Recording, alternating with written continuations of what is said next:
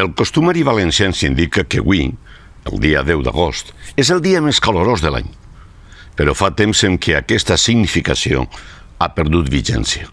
Ha hagut compte que patim una onada de calor que fa que els termòmetres no baixen de 27 graus i s'enfilen fins als 40 en alguns punts de la nostra geografia.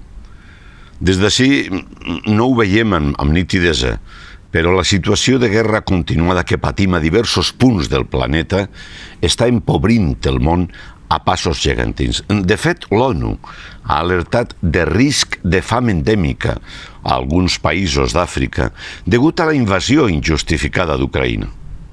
És per això que a les persones conscienciades ens toca advertir Europa perquè apuntale els mecanismes de justícia social i solidaritat.